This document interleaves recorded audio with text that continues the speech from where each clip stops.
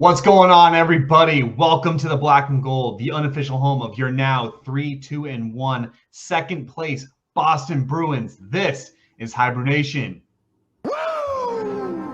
As always, I am joined by Matt down in Studio V and Higgy up in the trees. Fellas, how we doing? Doing good. We have a really good episode for you guys watching on YouTube, listening on Spotify, Apple, wherever you're getting this.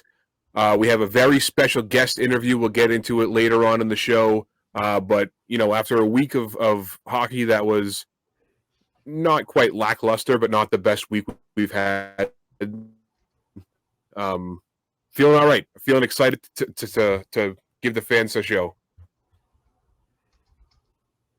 Yeah, I don't know how you can't be excited. We got the new intro coming in. We got the interview for everybody later on. This is a week to be fired up to be a part of the pod. How about you, Cam? What do you got for us? It's good, dude. Like this morning, we recorded a wonderful interview. We're gonna get to that eventually, just like Vogel said. I mean, it wasn't a good week. It wasn't a bad week. I was kind of expecting better out of Boston. This past week, the Bruins went 1-1-1.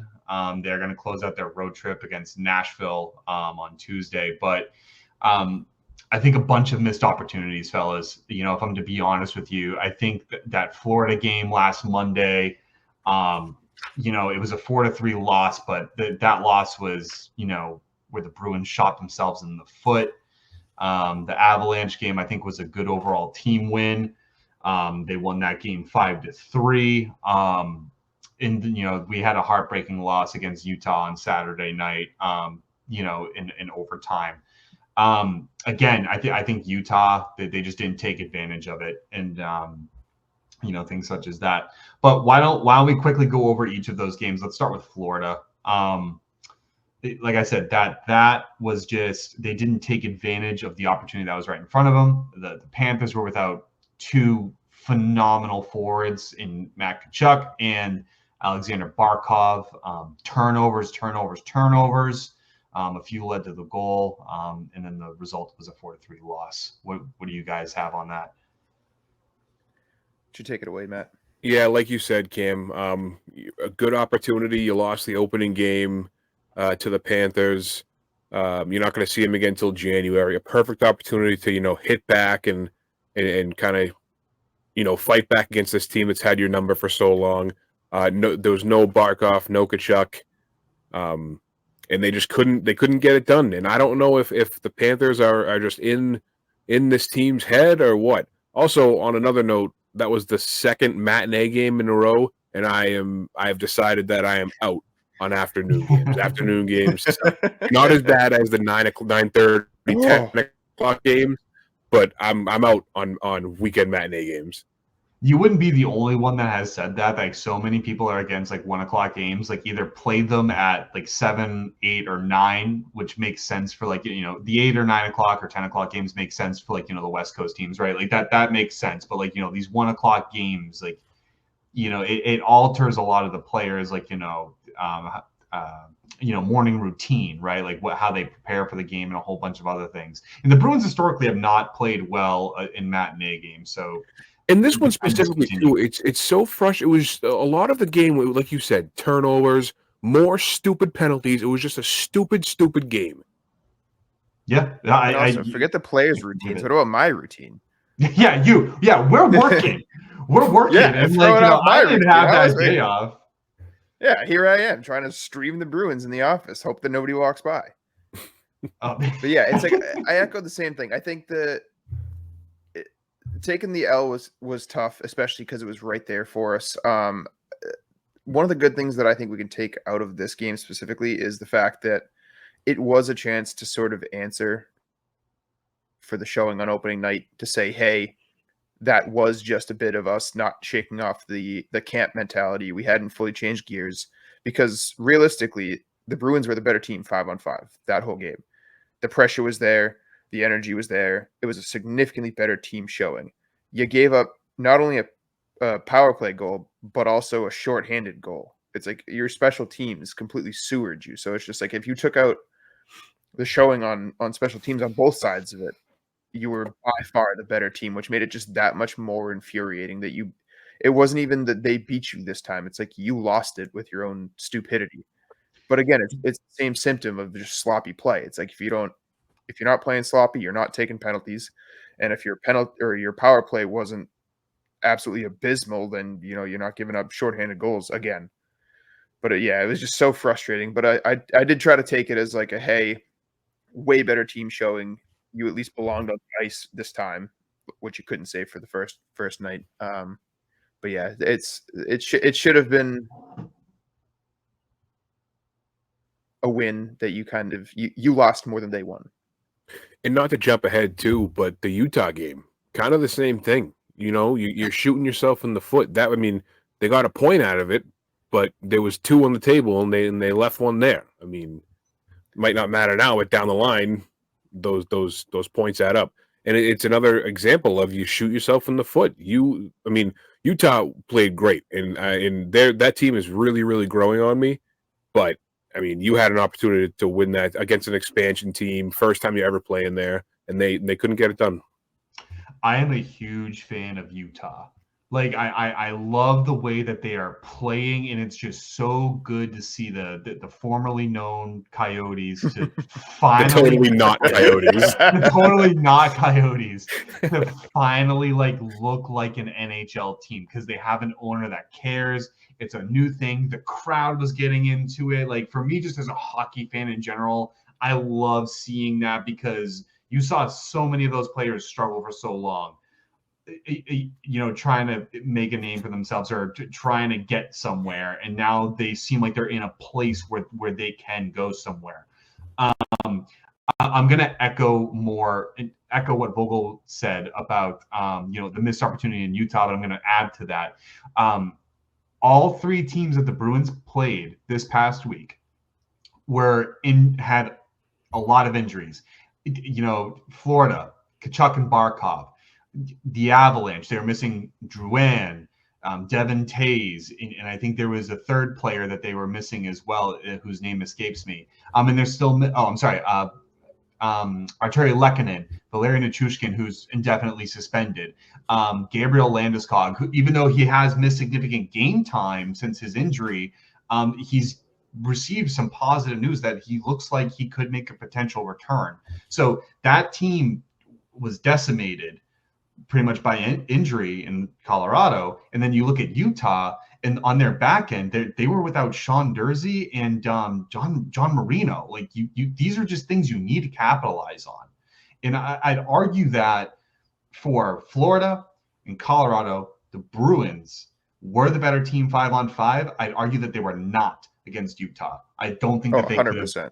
I don't think they got things going. They were spurts, but those spurts were not outweighing the lack of effort on the end, and they weren't outweighing the bad times that they had. There was much more negative, I think, in the Utah game. Again, in that game, turnovers galore this past week. I don't know what it is, but I'll take the win in Colorado. I would consider that a good team win. The only time they scored, or in speaking of Colorado, was on the power play. So the penalty kill wasn't great, but look at Colorado's power play. Yeah, and I think the thing with that game is they had to beat you with their best, so you didn't let them get away with having what's left of their second and third lines chip in. And for as much damage as their top guns did, they all still finished with a -2. So it's like, sure, Rantanen rattled off 3 points and still finished as a -2. So they did damage against you, but you also struck when they were out there too. So it's not like they just took it to you and then you had to play mop-up duty while their lack of depth was showing. It is crazy how thin that team is. Like I've seen some top-heavy lineups. That is a top-heavy team. I don't know what they're going to do this year. Even if you can bring back Drouin, you can bring back Lehkonen, but I'd say you're woof. Well, think of it this way, though, Higgy, right? Like they're missing 4 players I'm sorry, 5. I forgot to include Devin Tays. So, but like you're right, on the offensive side, they don't seem that deep anymore. But that's because they are missing those 4 key players like Duran, Valerian Nichushkin, Arturi Lehkonen, Gabriel Landeskog. Those are not small names. No, for sure. Well, do we know if? Oh, sorry. Go ahead. I was gonna. Do we know if Nichushkin can actually come? Like, is he going to come back? I know that he started skating again. So the way the protocol works now, I think this is his 2nd offense. Or 3rd offense. I can't remember, but each time you break the protocol, the penalty gets significantly harsher on you. So I think now he actually has to apply for reinstatement. I know he's skating. I hope he's okay. Like, right. I hope for the reason that he I hope he gets right. Yeah, whatever it is that he went in there, the fans don't need to know it. It's personal to him, but I hope he finds his way back to where he was before. That's my hope for him. I don't know the timeline on him, or even if there is a timeline. So I guess all that's to say is they may not even have as much help coming back as they think they might. Well, again, that's still 3 guys: Duran, Landeskog, and Arturi Lehkonen. Those are huge helps, I think, because that's an entire line if you think about it. So I mean, it makes the team, I think, that much deeper. Vogel, what do you think? Like you said, I mean, this is the kind of game, like you were saying, you kind of have to. I mean, obviously, you don't wish bad upon anybody or any team, in this way. But with so many guys out due to injury, another, like you said, top guys, key guys in your lineup, you have to capitalize. I mean, you got Cale Makar, who's carrying this team. He had 3 points in this game. He had a goal and 2 assists. And I mean, other than you're missing a lot of top name guys. In games like this, you have to take advantage of it. Boston did, but there's I mean, and I'm more talking about other games this week that like have just been frustrating. But I mean, I can't even imagine the frustration they got so far, especially with the start of the year that they've had. Right. I mean, it's not a bad. Are you talking the start of the year in terms of Colorado or Boston? Colorado. Yeah, Colorado's had an abysmal start. Yeah, I'll say that. Boston, I wouldn't call it great. I wouldn't call it poor. I'd call it they need to work a lot of shit out. Right. Like that's it. There's going to be no sugarcoating it. I'm not going to sugarcoat it at all. Utah. So as everyone knows, we record on Sundays, release on Monday. So for us, the game occurred last night. 9:00 game, an inaugural game for Boston versus Utah. Not really because they've seen the players before, but still, new stadium. They're not used to it. I thought the game was extremely fast paced. I really did. I thought the first period, if you were a fan of hockey that really likes a high scoring game, you weren't really going to like that game. But if you were a fan of hockey that loved high, fast paced game, high intensity, that's where I kind of thought it was. Like the puck was moving. Players were moving and pucks and bodies were getting to the net. It was scary at times, but there were also several times where I think the Boston turnovers again were detrimental. And Marchand had one that I think that led to Kyler Yamamoto's eventual waved off goal, and Montgomery was hammering him on the bench and be like, "You're a veteran, you got." Did you see that video of him yelling on the bench? Yeah. And Marchand, listen, these guys, right? Marchand's the captain. They can take it. Like, you know what I mean? If you can't, then you should not be in the NHL. You should know that you messed up. And, I think it is on the onus of Jim Montgomery to bring it up, right? And he did. And then people are going to say, like, oh, well, X, Y, and Z, blah, blah, blah, blah, blah, blah, and try and defend one person or the other. I'm like, no, what these do they guys say? Are professionals. X, Y, Z, blah, blah, blah, blah, blah. Like, I can repeat that all day, baby. Like, but you know what I mean? Like, they can take it and they know it, and it's a way to get them going. I saw a replay of that video and I saw him screaming. I was trying to make out what he said, but I did notice, if you guys saw, I think Kastelik was sitting right next to Marchand, and you can see him like, oh, like holy shit. You can see his reaction to what Montgomery was funny.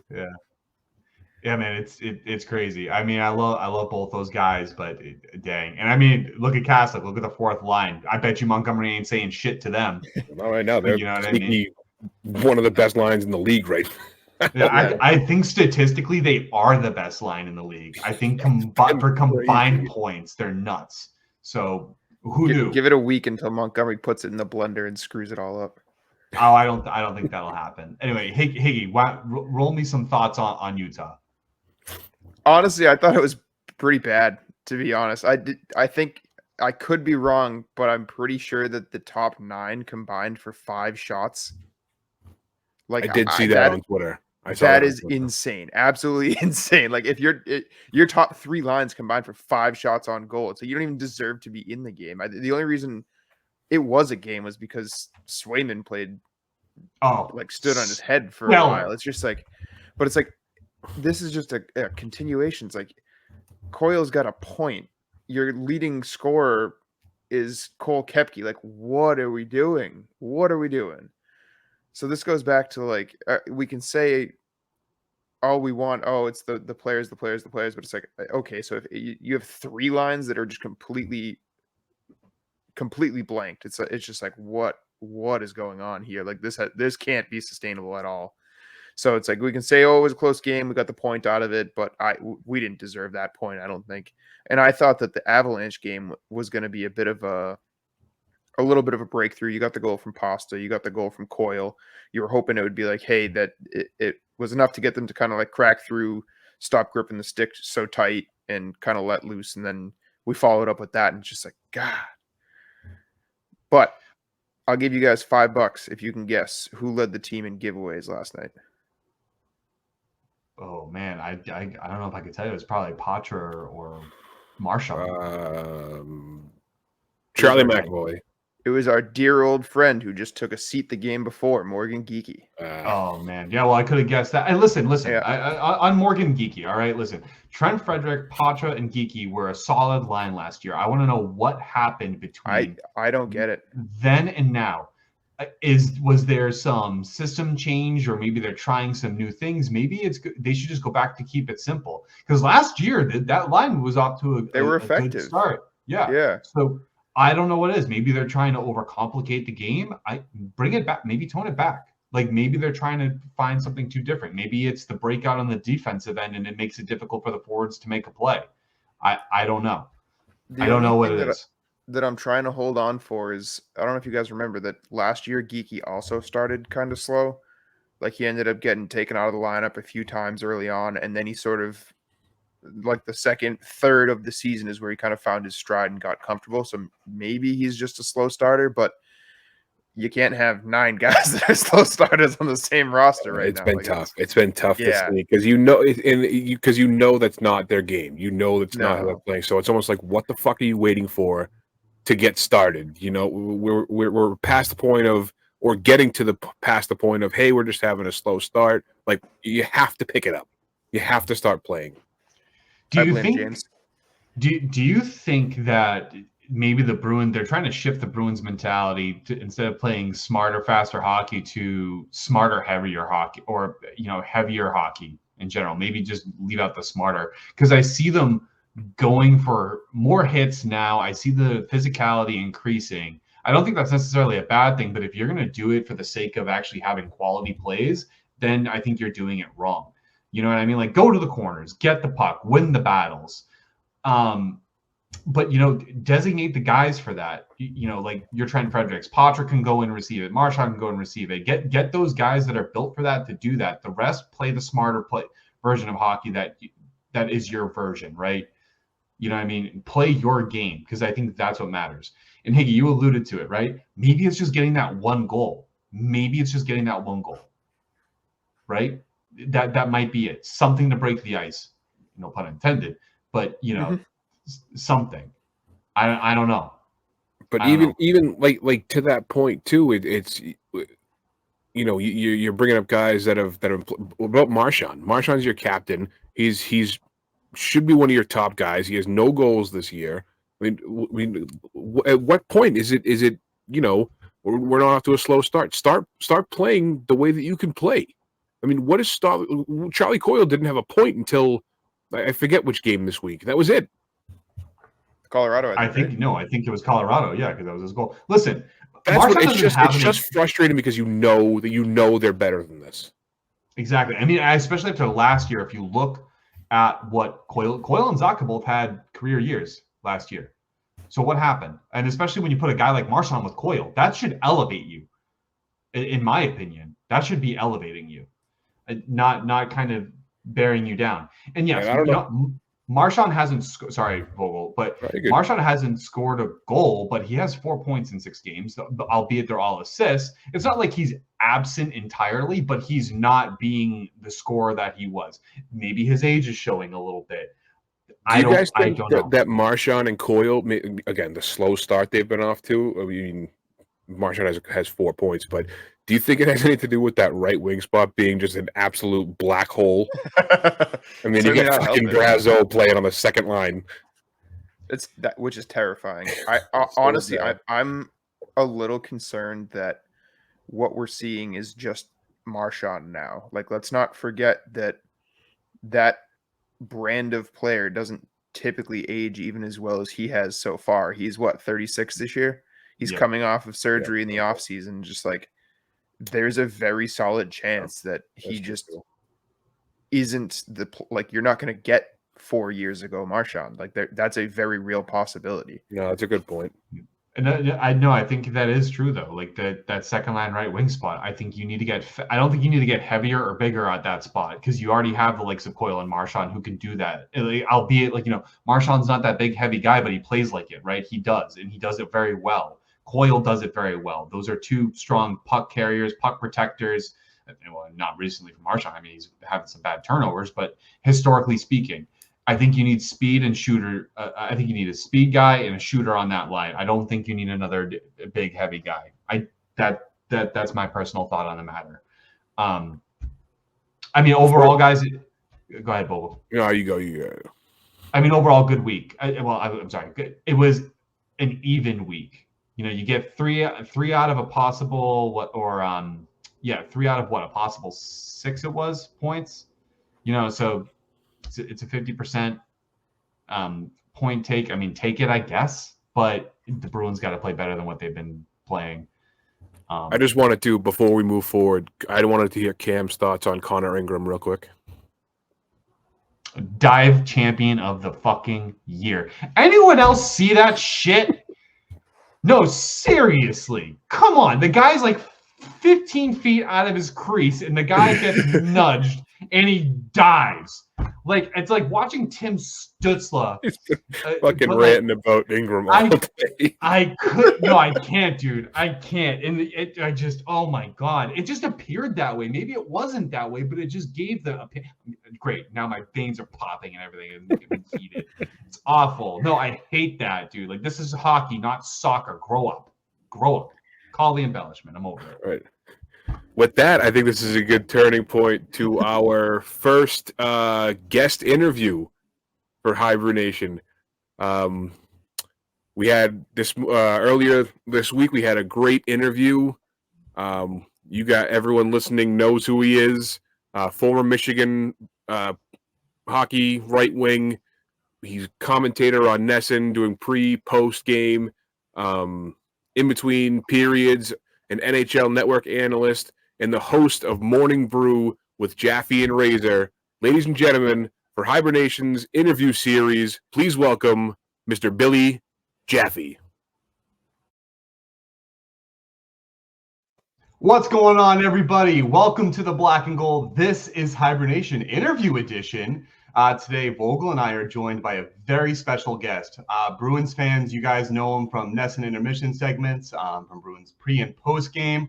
But he is also an analyst for NHL Network and the host of the Morning Brew podcast. Ladies and gentlemen, please welcome in Mr. Billy Jaffe. Billy, thanks for joining us, man. How are you doing?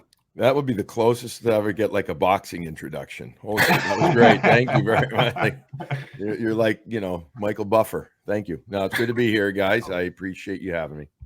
Oh man, that's high praise. I gotta tell you, I'm not a big boxing guy. Like, I know a lot of people that are, like my neighbor, his children, and a couple of my other friends are, but that's not my stick. But we're also here, to talk about some hockey too on top of it. Hopefully maybe I can, enable some cool I don't know, verbiage. See, I'm getting the jitters out. You're like, it is what it is. Absolutely. Let's talk hockey. Whatever you want to talk about. You want to talk about last night's game as we sit and record this on Sunday morning, or where do you want to go? Yeah, so I mean, we wanted to. The fans know a lot about you from a perspective as a NESN analyst, but we also wanted to get to know a little bit more about you personally. But speaking of last night, short pod. Yeah. We know last night was probably a late night for you with the Utah game being at 9 p.m. What were your thoughts on that? I thought it was a lost opportunity to win 2 points, to earn 2 points. Way too sloppy. Way too many hope plays, too many less valuing of the puck, as Brick likes to say, and it's a statement that I've always liked that he said. And we didn't feel that they had a golden opportunity with a depleted defense of the Utah Hockey Club, and they never allowed them really, except for a couple of shifts, to feel uncomfortable. And they gave them a lot of opportunities vis-a-vis soft plays in their own zone with the puck. And therefore it led to opportunities for them. They were up 1-0 in the third. Utah scores a goal. Actually could have had another one, but it was offside off of a turnover. Anyway, they lose in overtime. Good news, bad news. Good news is they got a point. Bad news is they should have had 2. I mean, they should have, and you hope you don't look back at that as one of those early season, you should have had the extra point, and that gets you to a different spot in the playoff race. Now, you mentioned a lot of the turnovers too. What about the fact that the Bruins played a little bit of sloppiness? That was also kind of emulated in the Colorado game, at least later stage as well. It seemed like maybe the road trip might have gotten to them a little bit, but I can tell. Let me just say that about Colorado. Colorado's pretty. Listen, I know they're struggling too, Cam, but you give those guys, the McKinnons, the McCarrs, whatever, they're freaking good. And I thought that the Bruins, I mean, look, you go out there, you only have a day, you play the game. I think you're a little tired in the third, but there's always going to be pushback from a good team in the NHL. There's always going to be. And it's how do you manage it, right? So I thought that they managed it pretty well. We didn't love the Rantanen goal, meaning the one that Korpisalo gave up, the one through him, but it was still Rantanen, and it was still a heavy shot. So overall, I thought 5-on-5 in Colorado, that they were really good. I did. I thought that they took advantage of a team, right, that is hurting on the back end. They did that. Right. They couldn't do it again in Utah. And I don't know. It just seemed to me more of a mindset thing than the road trip thing, at least in my head. You mentioned the Colorado, obviously a very fast paced, hard playing team, right? That power play. And you mentioned that, they didn't let up a 5-on-5 play. And I would say 5-on-5, they actually were a very dominant team too. But that power play, I mean, a ton of credit, right? Like they moved that puck so well, so quick. Like I found it hard to blame Korpisalo almost on anything because of the way they were able to move it.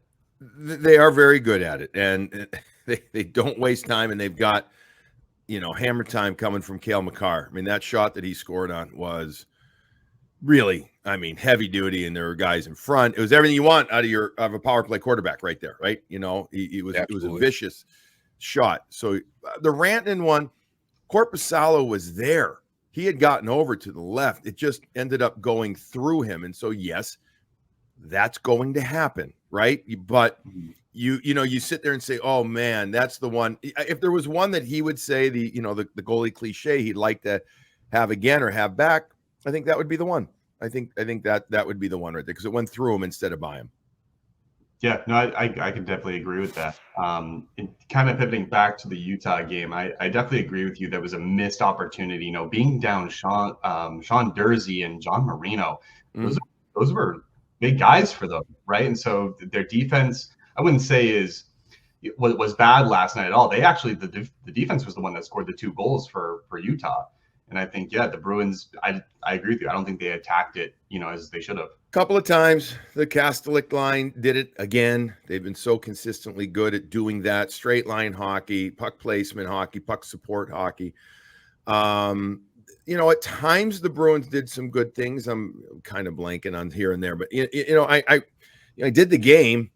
I just felt that as the game went on, the turnovers became more egregious and more regular, and that just it's funny. You could have 2 or 3 great shifts, but then one turnover leads to a complete discombobulation. That's what it does. And then if you can't stop it, if you can't stem it right away, and another time it happens, and another time it happens, it just becomes problematic. And I don't remember the exact number of giveaways in the game, but it was significant. It was significant for the Bruins, 20 something. It's just too many. And some of the big guys still aren't coming through. That's the other thing. So, again, I can always talk about the game at hand for a long time and break it down to the minutia of it. And it came down to puck management. And I feel like some of the top guys have not gotten going yet for this team. For puck management, because so HiBruiNation records once a week, and so we kind of do a recap of the previous week's game. So just to kind of launch it a little bit further back on last Monday's game to the Florida Panthers, I feel like that was another missed opportunity. Yep. For the Boston Bruins, a lot of self-inflicted pain, and a lot of it came from the turnovers. I mean, most notably the turnover from Matt Patra at the blue line during the power play that led to the Sam Reinhart shorthanded goal. That to me was painful to watch, just a little bit painful to watch, because the guy's talented, but he just gave up the puck to an equally, if not more talented player. So do you think the turnovers, a veteran player, a stronger player, a player that's feasting on that? Absolutely. Yeah. I mean, we've seen breakdowns with this team an awful lot in the D zone, but we've also seen, we just saw it last night. Again, the goal was overturned when Marchand turned the puck over, and it led to the goal for Yamamoto that, again, was offside, but the Bruins were lucky. The Patra turnover. I mean, you want to go back to the Florida game, the one at home, the second matinee in a row at home. Florida just plays their game against the Bruins, and the Bruins are still trying to figure out how to play Florida regularly. They did it pretty well at a few games in the playoffs over, the series, and they would have their really good moments, but Florida's able to find their game, cliche 101, a lot more, and they can identify their game and what they're all about, and then the Bruins are reactive instead of proactive against them. That's what it's been lately. And so that means that the Bruins are, whether it's chasing the game or they don't have, I think, everybody's been asked, Swayman was asked, other guys, are they in your head? I don't know if a player will ever admit that, but I can't sit here and say they're completely in their head. What I can sit here and tell you is Florida absolutely plays their game, their style, very effectively, very efficiently compared to the Bruins when they play so far, these two games this season. They just do. Yeah, especially it definitely looked like the two games this year, Boston was focused less on trying to beat them and were more of beating up on them. I don't know if that's just still being angry at the playoffs last year or what. Yeah. Trying to. But Florida knows how to get under the skin. Yeah, well, they're the champs, and they're the team. They're high above right now, right? They're above, and so. And by the way, you see this at every level. There's always a top dog, and there's a few of them. There are a few of them every year in the NHL. When I mean a few top, I mean those teams that are at the top that everybody's gunning for, that everybody's trying to use as a benchmark, that everybody probably is trying to emulate too. A bit the way, but. Teams are having a hard time emulating what Florida does. Now, it can be a tough way to play during the regular season, as physical and as aggressive as they are. But against the Bruins, they're like, no, we're going to do it. we're going to do it. We're going to stick to that. And the Bruins are saying, okay, we got to match that. And the Bruins, I don't know if they can just yet. They hope they can by the end of the season. And I think that's some of the reason for the changes in their lineups, the physical changes, the additions, etc. Let's hope that they can get there. That would be nice. Yeah, I think that game was another missed opportunity just because they were out. They being Florida, they were out. Markov and Kachuk, yeah, two of their prolific scorers, best players. I'd say. I mean, they still had the Sam Reinharts, the Bennetts, Carter Hagee, and everybody. But I feel like Barkov and Kachuk are massive cornerstones to that team. So I feel like they shot themselves in the foot in a way. Yeah. So based on the first 6 games, what do you think that the Bruins kind of need to improve upon going forward? Well, they definitely need to get their team defense a little more stout. It's been here or there a little better, Montreal, they played well, but it's Montreal. The games outside of the Florida games, they've been better. they still could be better.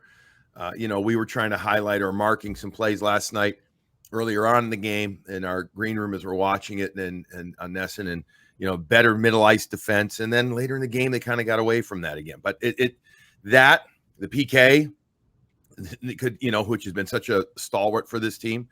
The power play has been, I know they scored 2 against Colorado. Okay. They were both beautiful backdoor plays, right? Off rush. You don't normally see those. If you're going to talk about a traditional power play, the puck movement and some of the puck decisions definitely can be better. I think that will come. I hope. And then the obvious thing is, what do you do at the middle six? And, you could even make the not even argument, the discussion could be had of, do you tweak even, like the top line too? Do you, Pastrnak, they need him to get going. I guess he's got 4 goals so far, but you really need him to get going to the level of Pastanis, or if that's even a term, that we know he can bring, and the danger, like the fear factor when he comes on the ice every time. That's what you want to see and need. Do you shift Elias Lindholm and put him with Marchand, let's say? Do you mix that up? Do you put Patra? Do you try Patra with Pastrnak and Zacha? Do you know what I mean? Like but really the conundrum is the middle six. What do you end up getting? Especially the second line right wing. I think everybody knows that. But the second line right wing impacts the third line as well.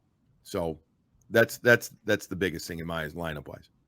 You mentioned the second line right wing, and that was actually a question we had lined up for you too. So they're keeping Tyler Johnson in the wing, so he's still on his PTO. They haven't offered him an official contract.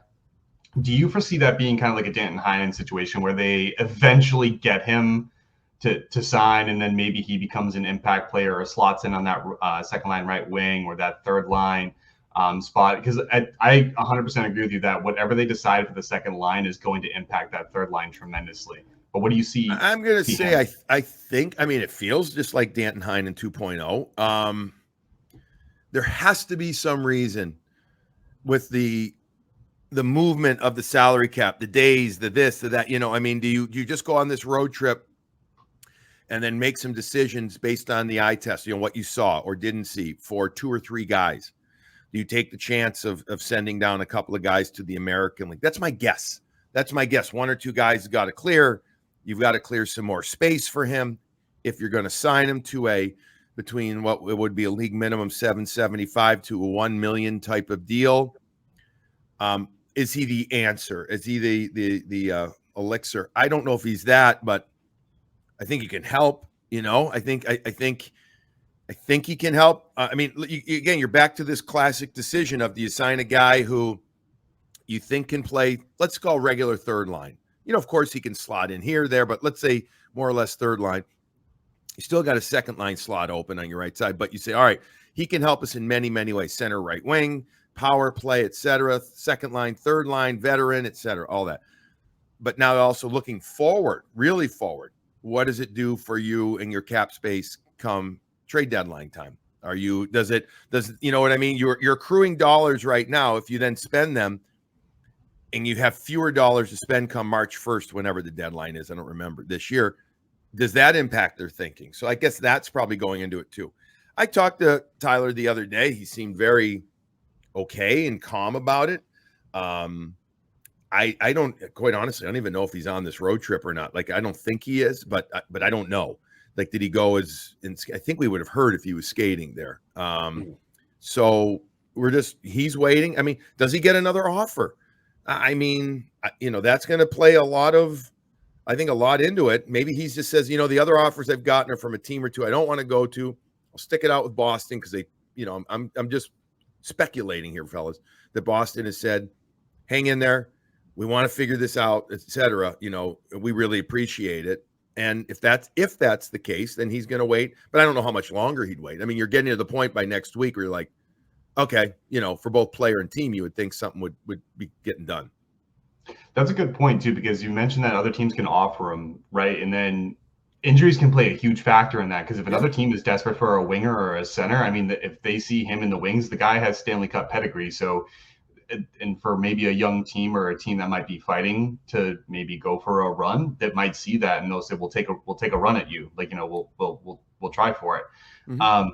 Tangential kind of to him and with the second line right wing spot. So there's two very young and good prospects down in Providence, in Lysell and Merkulov. Lysell actually just scored his first goal of the season last year. Do you maybe think that they get elevated to the big club for a look? I know Merkulov actually had last year for a period of time, but Lysell has yet to kind of break that barrier. And I thought that they had a decent preseason. I thought they got better as they went along, but do you think that that's a possibility? Absolutely.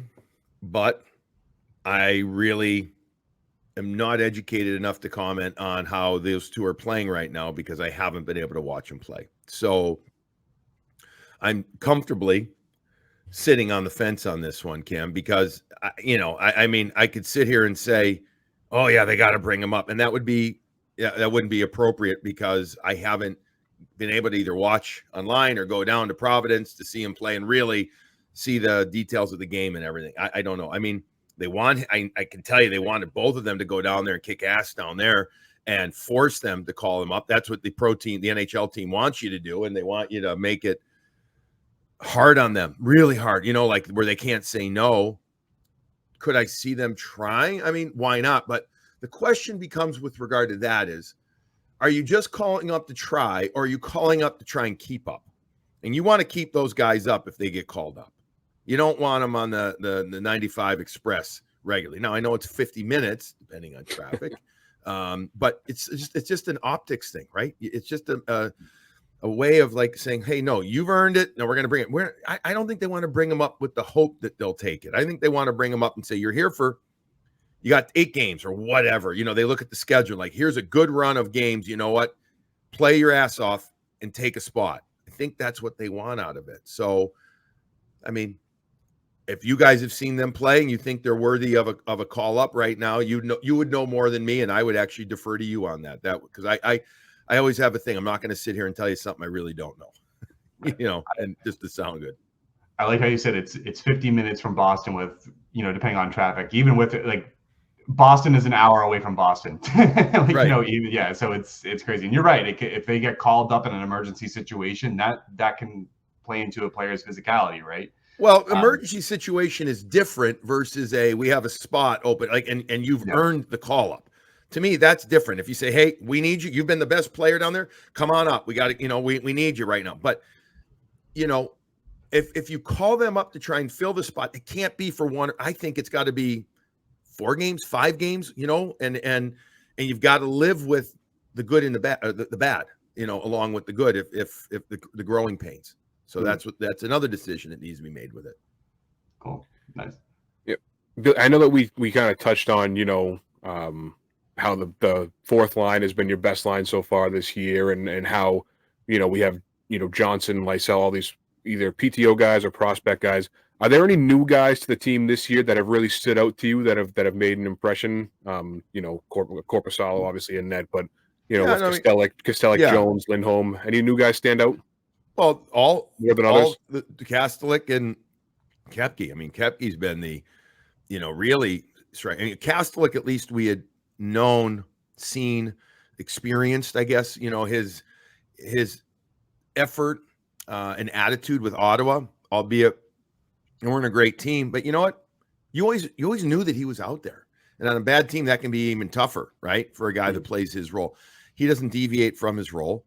Cole Kepke gets an opportunity with Boston and decides to sign with them after parts of 2 years in Tampa's organization.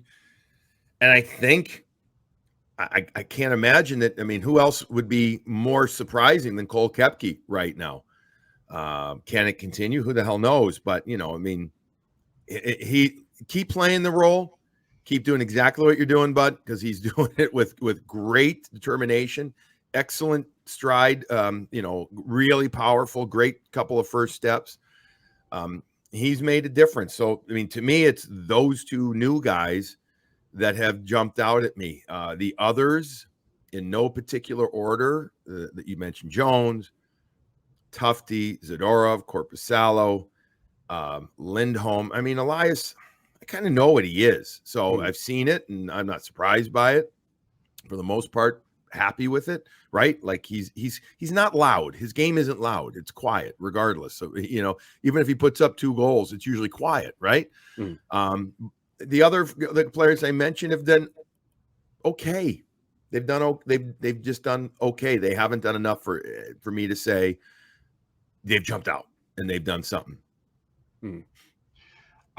Just one more question on the Bruins, and then we actually had some questions about you that we wanted to kind of get into. You know, through the first 6 games, who do you think the number 1 Bruin is that kind of needs to step it up, with all things kind of taken into consideration? Well, I already mentioned the name. You know, you want to you know that there's so much more from David Pastrnak. You know that when he finds his game, it's so special. But I also look at Charlie Coyle. He's been quiet in my eyes. I thought his Colorado game was good, very good. But otherwise, more from him. So I'm going to give you too many names to say one name. But look, the last couple of games, love to see more from Charlie McAvoy, because you know he's your number 1. He is your absolute thoroughbred on the back, and he's like a Clydesdale too. And I mean that. I mean, I love Clydesdale. Like he can crush you. You know, he's a massive, but he hits harder than anybody. But he can also skate beautifully. So you need your biggest guy like that. Not physically biggest, but you know, optically biggest. You need him going more. But again, I can go through all. Really, guys, I mentioned names, but you could go through all of the top end guys and say you need a lot more from the Marchands, the Zakas. You haven't gotten anything out of either Geeky or Brazeau. They're not part of that upper echelon, but one of those 2 guys, you hope, you know, you need more from one of those 2 guys. You'd love both, but you need more from them. Trying to have perspective. It's very early in the season. There comes a point, though, where it isn't early anymore. You know, the hockey game is worth 2 points October 5th, and the same thing about April 5th, right? The result. So, you know, eventually you can't keep saying, oh, it's early. But I do look at other teams, i.e. Nashville. I look at Edmonton. I look at Colorado. And then on the other hand, I also look at teams like Calgary. And you're like, holy shit, you know, look at Calgary playing. But, you know, can they sustain it? Probably not. But I look at those other teams, and not that I'm comparing the Bruins to them, but I'm saying they're not the only team that's going through stuff. They are 1-0-1 on this road trip. It's going to be a tough game on Tuesday in Nashville. Now that Nashville's 0-5, I mean, They are going to, if that game isn't full of P&V, I don't know what is, right? I mean, that game is going to be, I imagine from both sides, incredibly early season intensity, right? But you know, if you find a way to get another win, then all of a sudden you're like, all right, shit, 2-0-1 on that 3-gamer, pretty good. You know, pretty good. So I'm trying to keep some perspective, but circling back to the original question, the top guy, all of the aforementioned top guys need to get better. Yeah, Nashville, man, I'm surprised those acquisitions they made in the offseason, like, and they're 0-5 to start. I mean, that's crazy. Slow start for them. It just may be too many new guys, too much expectation right now. Can they, you know, as I always, I coach young kids, and I've always said to them, if you're going to be sick, be really sick, get it out, you know, get it out of your system. Don't be kind of try not to keep it and let it linger. And it's 3 days. Just be sick, get it out of your system. Maybe a bad game, or maybe the start for a couple of these teams like in Nashville is just getting sick. And then maybe they'll go on like last year, another 17-2 or whatever they went last year type of run, 18-game streak run. Yeah, I mean, Edmonton last year started out the season pretty rough, and they ended up going to the Cup final. So I mean that, and they're the favorite this year, right? They're the favorite this year to win the Stanley Cup. If you know, even after the start they've had this year too. I mean, right? People still think that they can, and all we know they might. All you got to remember too, and this is an awful memory for me. 2019, the St. Louis Blues were like the worst team in hockey come January 1st, and then they turned it around, and you know, from the end of 18 into 2019. So trying to take some perspective and a chill pill. But, you know, it's hard. We live in a what have you done for me this moment world now? You know, that's the biggest thing. we have a common thing here in HiBruiNation. We just agree that 2019 as a whole year just never existed, never happened. We we pretend that never existed. Thanks, Billy. We wanted to kind of shift things a little bit more towards you, because every Bruins fan knows you from NESN, and if they watch NHL Network, they see you on there every now and again. And obviously Boston Bruins pre and post game and the Morning Brew. I know I'm a frequent listener of that. But we're all curious, with your extensive work in the NHL and as an analyst and commentator, radio host, not just for the Bruins, but I believe you did work with the Blackhawks, the Thrashers, and the Islanders. What kind of sparked your passion in getting into hockey, and how do you think that kind of got you here? Well, sparking my passion into hockey was when I was 2 years old, and I would take. You don't know what a milk crate is. You guys are way too young. Milk. Oh yeah, that's how we learned how to skate on the milk crates. Well, I didn't learn how to skate on milk crate. I took a milk crate and I turned it upside down, and I sat on that right in front of TV and watched hockey, and I was mesmerized by it. This is what my parents tell me. I do kind of remember one time the whole milk crate thing, but it started when I was 2, and I just sat there and absolutely was completely ensconced, like couldn't watch it enough. And it was the Blackhawks in 19. So I'm going back to 1971, 72. All right, that's how long ago it was. Then I was 3 going on 4, and got out and started to skate a little bit. Okay, learned how to skate. Then at 4 years old, I was given a full set of equipment and go out and learn to play hockey at the time or whatever. And I cried my eyes out the first day on the ice, I'm told, because my ankles were hurting me because of the skate. And I went from like training skates to hockey skates.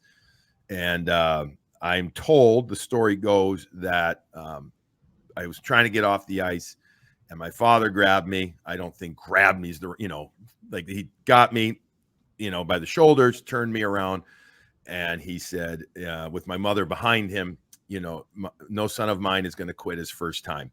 And so he pushed me back out onto the ice, and that was it. And then I played the next year in what would be the house league. And I vividly recall, which is crazy. I remember I had 2 goals all year, and they both came in the same game. And one of them was a real goal, and the other one I spun around. We played, those half ice thing with bumpers in the middle area. And I literally just got a puck and shot it down the ice, and the goalie missed it and went in. It's amazing how I can remember that. And if you asked me something my wife said to me 32 minutes ago, I wouldn't have an idea, right? I mean, I wouldn't have an idea whatsoever.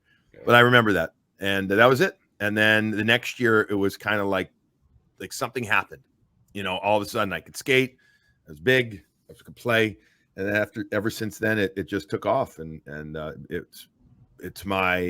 wish I could play it more. I wish my body allowed me to. I'm trying to get back, because it's truly, for an hour to an hour and 20 minutes, if you can get out there and just play with a great group of guys and, no bullshit and all that, it's very cathartic for me still. It is. It's in this effed up world that we live in.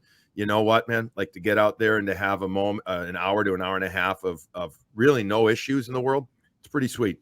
Sometimes it's just therapy. Just getting back on the ice is the therapy you need. Exactly. I mean, my hips literally need therapy. I've had both of them replaced in the last year and a half. I've had my neck fused and both shoulders done and everything. But that is what it is. But so the body's a mess. But on the other hand, you know what? If I can still do it and have a great time 1 or 2 days a week, I love it. So that's how I got started. That was my passion, starting with hockey. And by the way, coincidentally, I was always a Bruins fan. Always. Even though I grew up in Chicago. The reason being is my mother's family is from Boston. Grew up in Winthrop. Then my grandmother lived on Beacon Street, right in downtown Boston. When her husband died, she ended up moving in. My grandfather, she ended up moving into the city eventually, and so she loved Boston sports, all Boston sports. She was a hardcore, crazy sports fan, and so I was so I loved her so much that she impacted me. She didn't know it right away, but then it did. It was all I could get was Boston sports and the number one team, because for me with the Bruins, because my number one sport is hockey. So to speak, this was also kind of like a dream come true in a way to work with the Bruins organization, being a Boston Bruins fan. Yeah, I mean, back in 2011, after the Cup, when I got there, started doing their games, it was Yeah, I mean, it was a dream come true, but I never really thought I'd be in I had no idea I was going to be in broadcasting. I had no clue, right? I didn't fall into it until I was almost 29, 30, 29. And so for me, I mean, yes, to go to the Boston Bruins was unbelievable. I think the even more as cool as that was, my first 2 years with NESN and doing, I think I did 25 Bruins games those 2 years. I was traveling all around, and I would come in and I would do one game a week basically.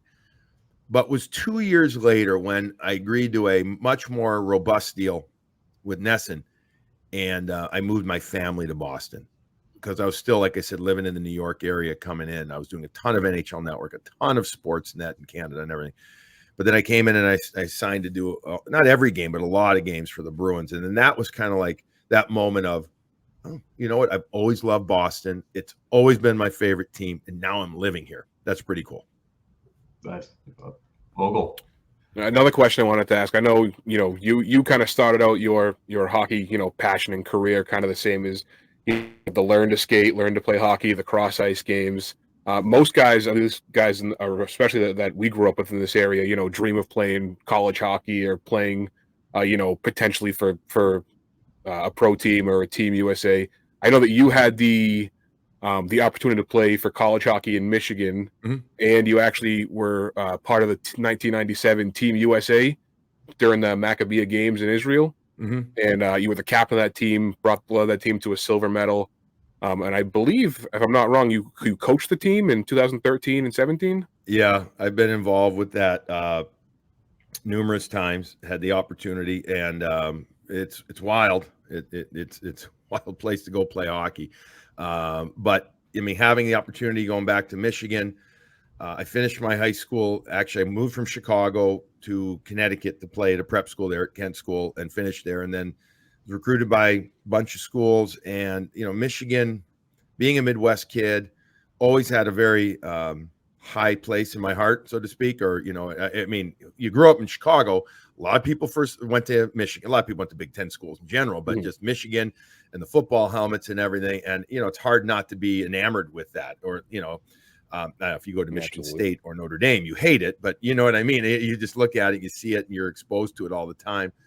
And they recruited me still when I was at Kent, even though all my other schools that recruited me were Northeast schools, and I considered a few of them.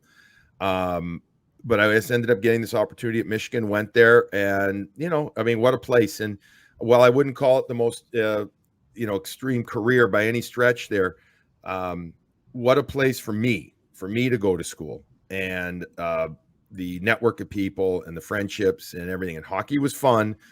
It was, and then it wasn't for me. I made a decision to stop playing there and then get into officiating actually at the time.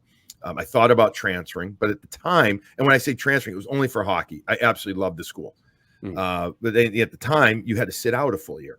And at that time, I'm like, oh, shit, do I want to sit out a full year? I didn't want to go to a small school, a D3 school, nothing against them. I just didn't want to go to a much smaller school. Like I loved Michigan, Ann Arbor and the school and all.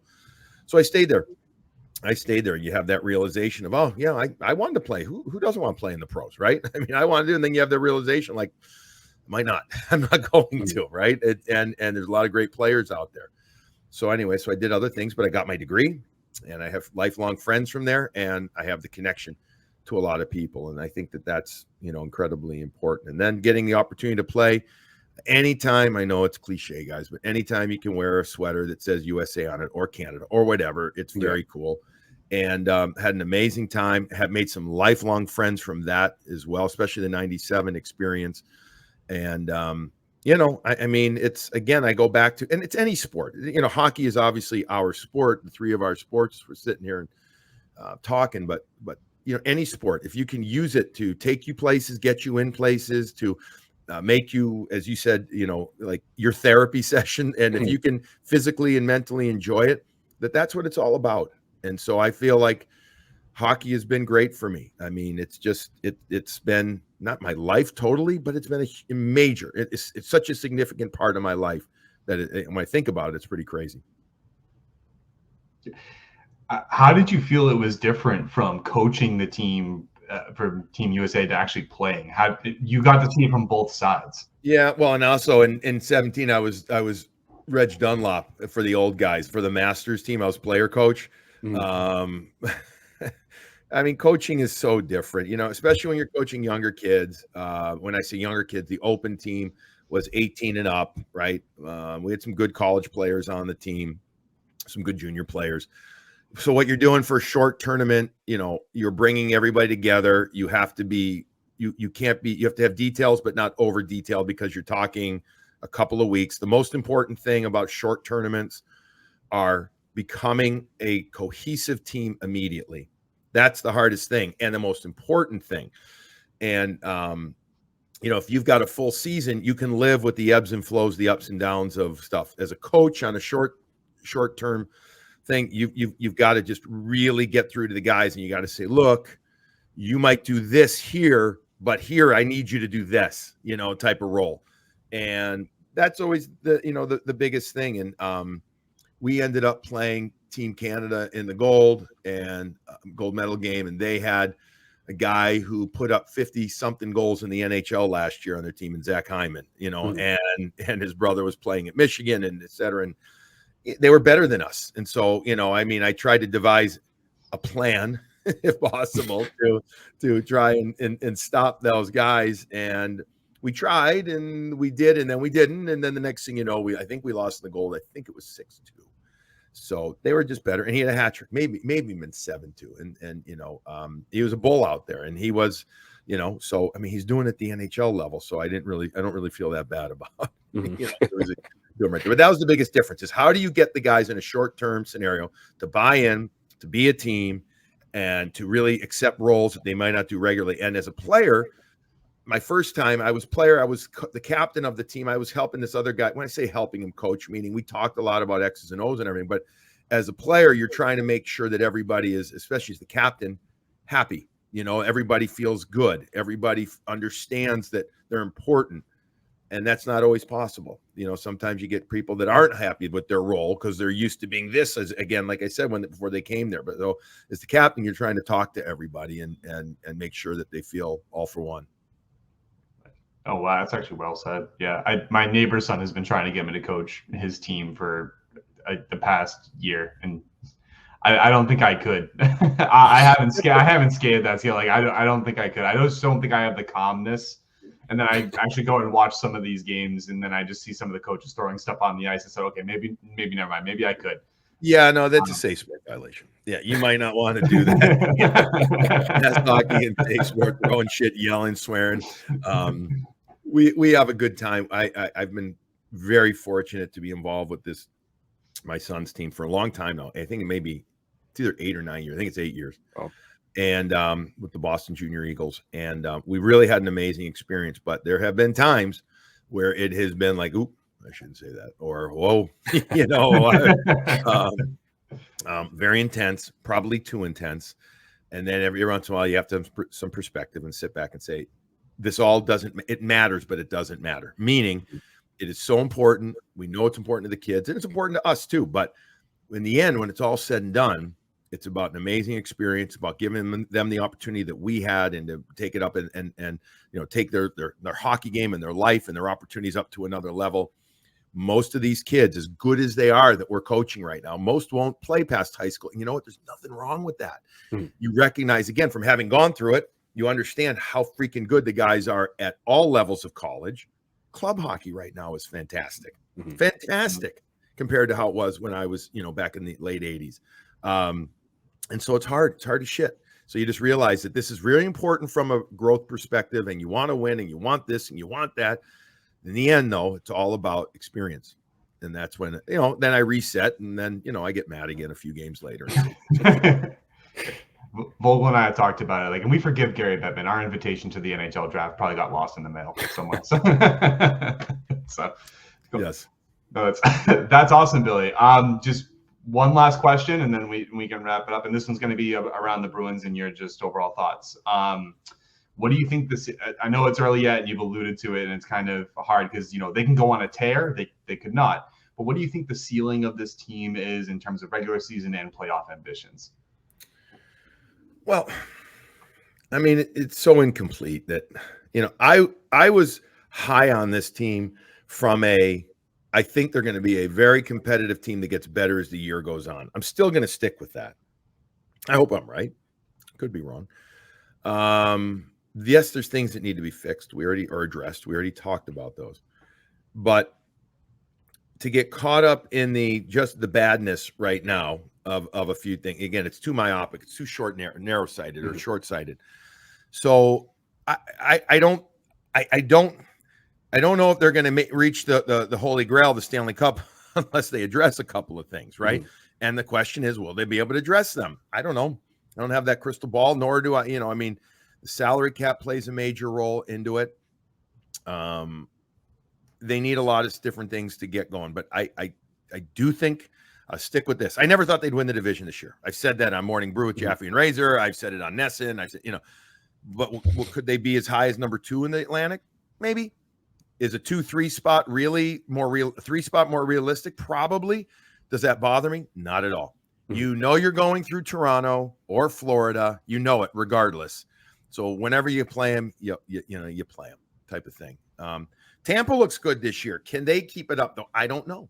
I mean, are they better without Stamkos and without Sergachev? It's hard to believe, right, guys?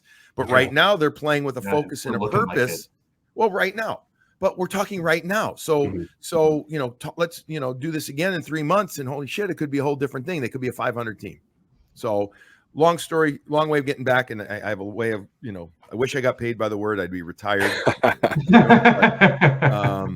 I still think they're a playoff team as they are constructed right now, but they need to get constructed at, they need to get higher performance level from certain guys. And they need to address 1 or 2 moves. No question about it. If they really want to go further than just playoffs. Nice. Billy, we honestly can't thank you enough for coming on. This for, as you can imagine, for just a couple of guys who love the sport of hockey and, who are just doing this for fun as well. This has been a wonderful experience having you on. We know that you are involved with the Greater Boston Food Bank, and they aim to, help those who are less fortunate in the Greater Boston area. We at HiBruiNation and the entire Don't Puck with Media team fully actually stand behind these charitable efforts for local and broader communities. So as an additional thank you for you coming on with us today, the HiBruiNation team will be making a donation, and for our listeners, we hope and encourage you guys to do the same. So no, it's wonderful work, and it's just a wonderful way to say thank you, and at the same time helping others that may need it. No, I appreciate that. That's great, and just for all your fans too. I mean, that's awesome that you guys do that. So thank you very much, and obviously very important cause, not just Greater Boston, everywhere. If you can support even absolutely $50, like we do it here locally where we live in the suburbs with our crew here, our local charity as well. If only because I think sometimes we think that everybody's being taken care of, and the reality is they're not, even locally, even in suburbs where you think, oh, we don't have that problem. You do. So I really appreciate that. Look, it's always fun talking hockey, and it's always good just catching up, and my schedule didn't allow it until now. So I appreciate you guys asking and having me on. Cool. Thanks, Billy. Hey, good luck. Thanks, Billy. Really appreciate it. Yep. No problem, guys. Be well. Take care. Bye.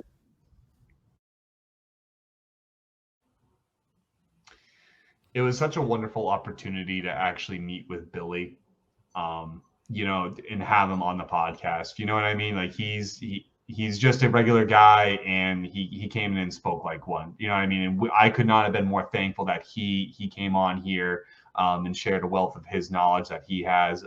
He's been doing it for so long, and it's very admirable.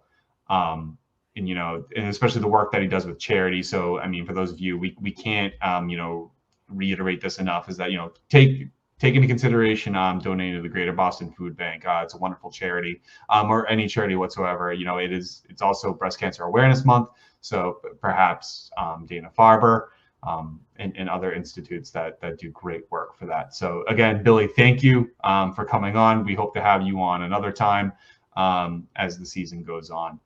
But what an experience, man! Such an awesome interview. He was such a cool guy to talk to. So down to earth. He just loved talking about the game with us, and his experiences and his his career through broadcasting and everything, what led him to Boston. It was just such a good interview, such a good guy. Where we are so thankful. Can't sing enough praises about Billy Jaffe. Yeah, I honestly think Bruins fans are spoiled that we get to have him on the local beat. I think he's probably one of my favorite analysts in the entire hockey sphere. So to get him to come on and talk to you guys was pretty sweet. Yeah, so that's going to lead us into the next segment, right? We have to talk about who our favorite Bruin was. Kyle, why don't you take us into that? All right. On this week's iteration of the Big Bad Bruin Player of the Week, the boys weigh in on who they think was the standout star of the past 3 games we had. I'm going to take it off the rip. Something tells me that this might not be one that's up for negotiation, so we'll see how it plays out. But for me, the Big Bad Bruin of the Week is Cole Koepke. It's hard to look anywhere else when the guy leads the team in points on your fourth line while averaging maybe 13 minutes a night. He's just been an absolute force from the start of the season that I can't imagine anybody had on their maybe even on their opening day roster. Say I certainly wasn't thinking about him coming out of camp, but yeah, he was a name that I, in camp and in the I think he played in the prospect tournament, kind of had my eye on, but I definitely did not expect him to come, full speed into this roster and have the impact that he did. And what's great too is, so outside of the fact that he's scoring, which is wonderful, it's like the way he plays has been just an absolute handful for opponents. Like his speed has led to, 1, the creation of the opportunities to score, but 2, he's also dragging a bunch of players into it. So he's like drawing a ton of penalties because they just aren't, whether they're not expecting it or they just a bad matchup. He's just been an absolute nightmare along with the rest of that line, honestly. But as I say, he's clearly been the standout for this week. What do you got? That'll lead me into mine. I also have Koepke. Like you said, he's the team points leader. This past week, he's had a point in every game so far. I mean, every game this week, 2 goals and 1 assist. I also, to your point at the end of what you were just saying there, I want to give a little sprinkle players of the week to the entire fourth line. They've been really carrying this whole team, and I want to make sure that they get the praise they deserve. Oh man, yeah, it's kind of really, really hard, guys, to kind of pick a Bruin from that fourth line. You know what I mean? They're playing so well. It's kind of wild, but I'm gonna have to agree with all of you guys. It's Cole Koepke for me. Like there's no question about it. Like, right? So we run the board? I think we ran the board. I think we did after last week. After last week having 4 separate players of the week, we have our first unanimous Big Bad Bruin of the week in Cole Koepke. Congratulations, Cole. You deserved it. Let's keep it going forward. What a time to have unanimous decision.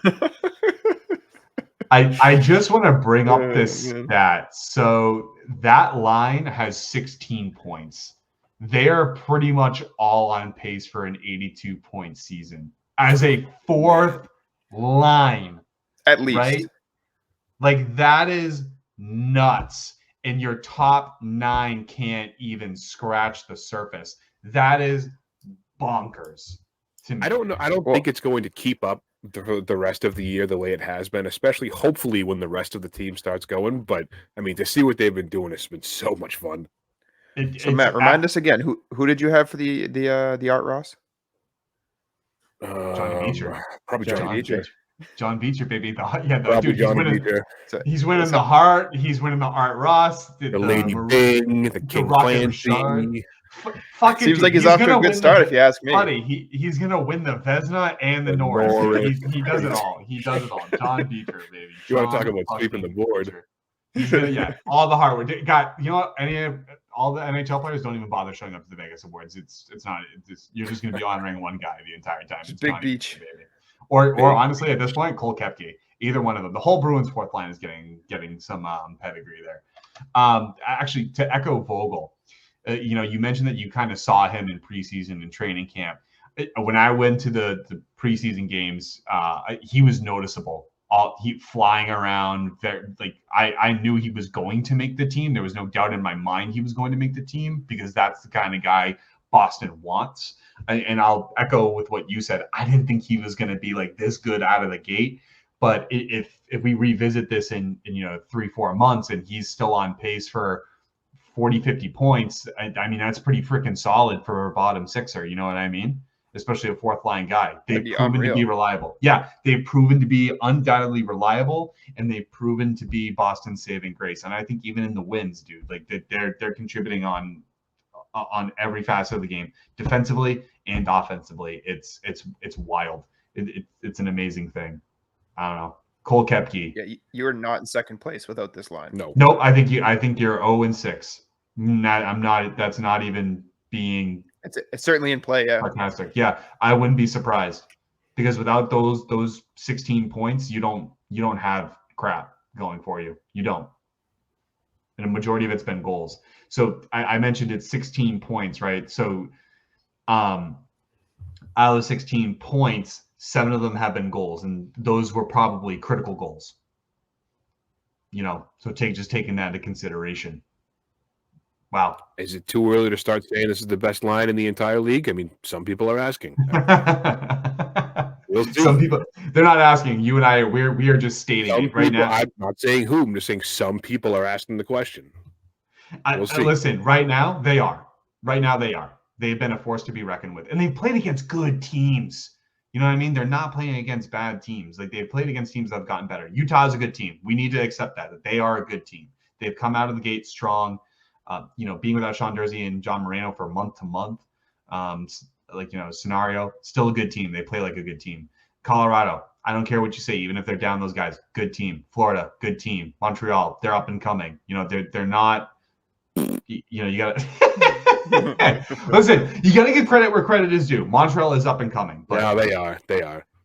But they have some young talent coming up. Yeah, they played against good teams. So, something to be said about that. So, best fourth line in hockey right now, the best line in hockey. But I think by the end of the season, I don't know for sure. But I'm just saying the narrative is out there. I mean, hey, but you know what? Some people are asking. It's not just the narrative; it's the stats. Everything speaks for itself, right? That's one thing to look at it. There's not a I think they combine for an average of +9. They're a +9 average across the board. That's nuts. You know what I mean? It's crazy. Very much. All right, Vogel. What do we have? All right. As always, after our Big Bad Bruin, we're going to talk about our bear down player, which for those of you first time listening, it's the player that we think after the past week really needs to step up their game. I think that I don't know how you guys will feel about this, and I don't have a ton of notes here for. I think this kind of sums it up.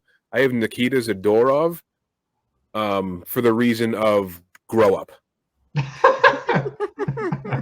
There's been so many bad penalties taken.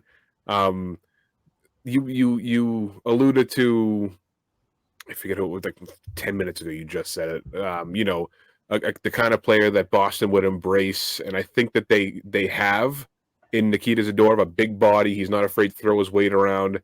Tighten it up, clean it up. At least I think that he's better than he's been playing. So stop taking the penalties. Just play. I don't know if he's trying to do too much or what, but I mean, from what I've heard, before he got here, he was a much better player than he has been showing here so far. And it's only been 2 weeks, so I'm hoping he turns it around. But grow up. So mine is also Nikita Zadorov. I mean, for the same reasons that you said, except minus the grow up. But yeah, grow up. I mean, he's a big guy, albeit like some of the penalties that he's taken, I think is just purely because of how big he actually is, and I think the referees aren't taking that into an account.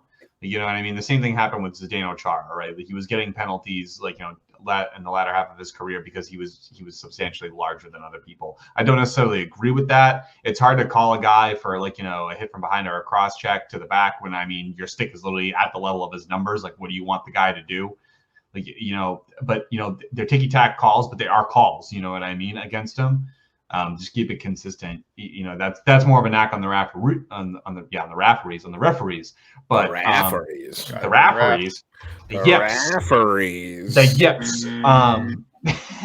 Not only do I pronounce players' names wrong, but I pronounce the referees wrong. Very basic words. Yeah, see. Yeah, guys, I mean, I had high hopes for Nikita Zadorov. I was really glad to see someone like him finally come here. Big guy, big body, screamed Boston Bruin. Like, you know what I mean? And I still do. I still do have So do high I. hopes, but he hasn't. From what I've heard, and again, before he got here, I knew of him. I didn't know a ton about him, but I knew of him, and it just seems like the player that he was introduced to us as, and the player he was expected to be. He hasn't shown that yet. No, I don't think so. I mean, I think there's been small spurts showing it, but I think he has a couple points and things like that. So there's times where he really can show it. But I mean, those penalties, man, he that's almost guaranteeing you. I mean, sorry, it's not almost. It is. He's guaranteeing you that you're going to go on the penalty kill once a game, and that's not even counting the other 17 players that could potentially cause an infraction. It's not good. It's not good. And it's starting to become a concern. Like, I was willing to give it, maybe 4 games and be like, okay, maybe this is just he'll shake off the rust and he'll grow up and he'll be like, God damn it, I used the term.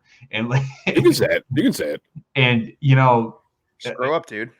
Yeah, it's starting to become a concern for me. It's now something I want to look at. But it's not like you can bench the guy, send the guy down. He's making $5 million freaking dollars. So you're stuck with that. Which I think is a problem in and of itself. You were either going to pay him $5 million, you're going to pay Grzelcyk 4.5, and I'm taking Zadorov over Grzelcyk. Yeah, I'd rather another shutdown defenseman that will give you. I mean, I was hoping a penalty on an occasion, but it's just too frequent for me. And after our Big Bad Bruin, are we going to get another unanimous choice here? What do we got? We are not. I'm going to go with big old Jimmy Montgomery for my selection. Yep.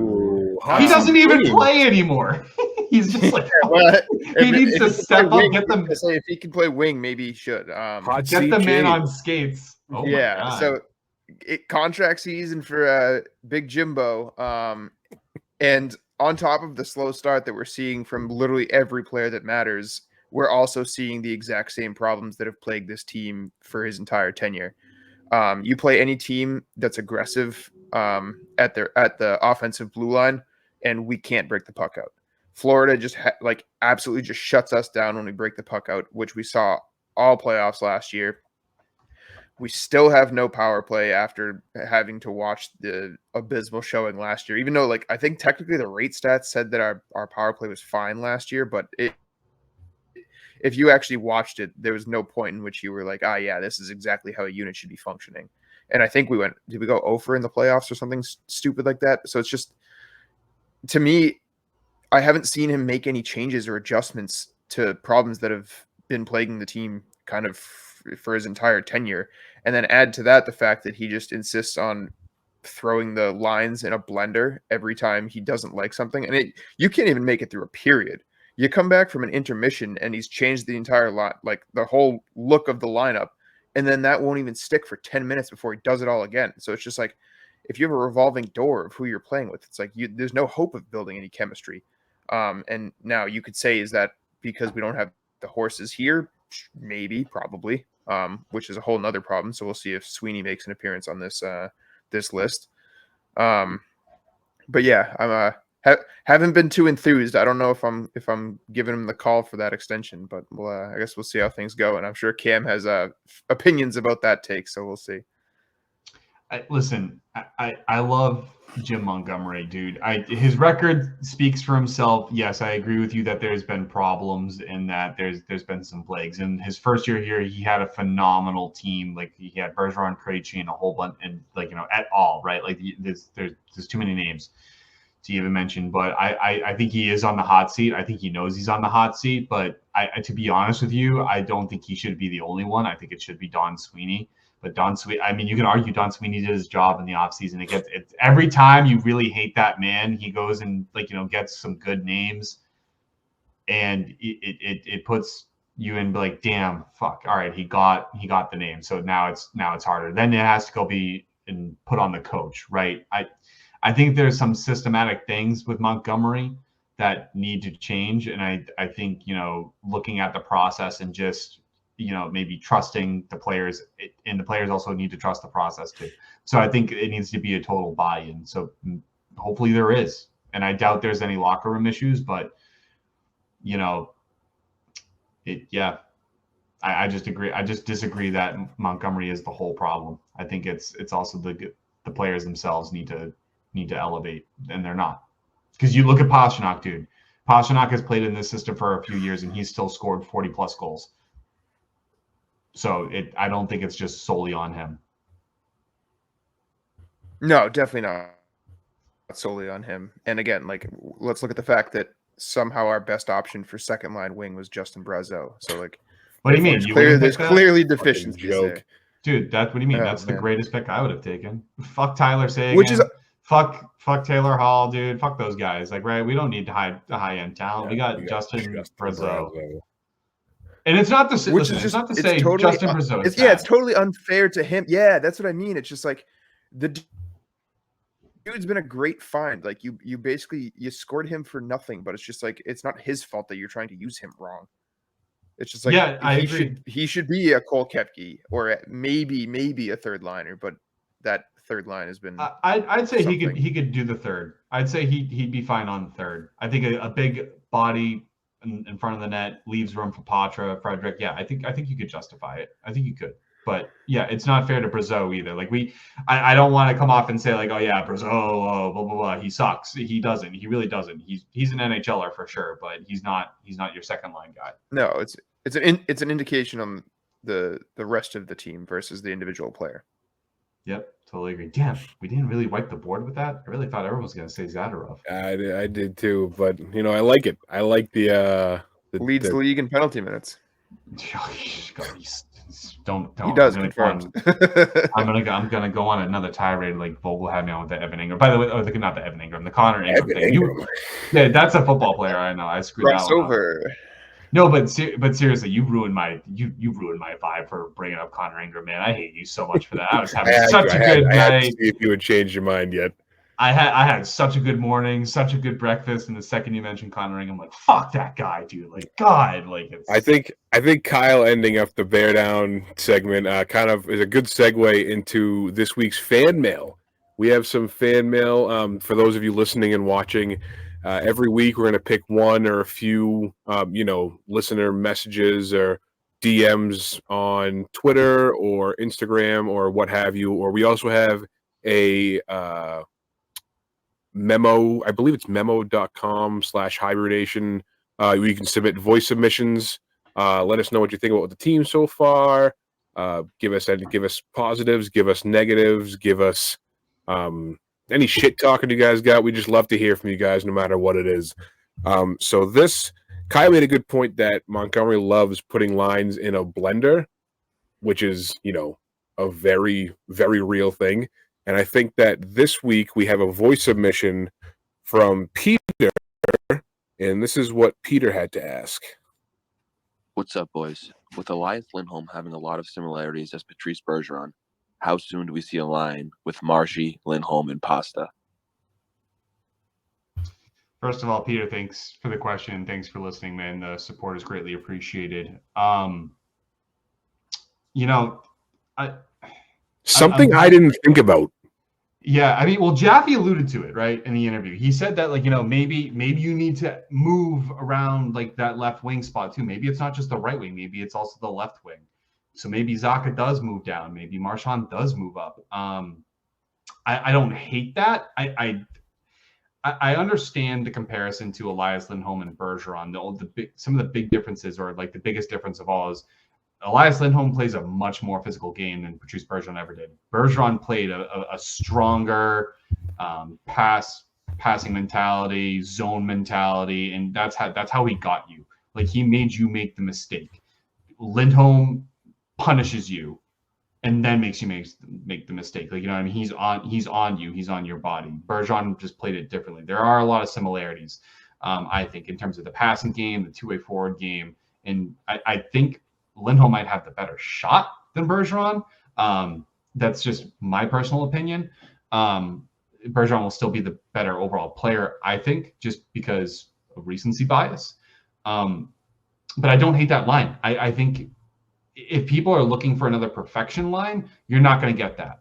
But I think that would definitely help the situation, especially it would be a situation that Marchand and Pastrnak are used to, because it would be a similar play style. So I kind of get to see where that mentality where Bruins fans want to see them together, but it's not going to be the same thing but because of that mentality that we have, as Bruins fans, hearing all of that comparison, we kind of think it's going to be the same, and then if it's not, we're gonna cry about it. But I think if they do try it, we also need to keep that in mind. It's a different player.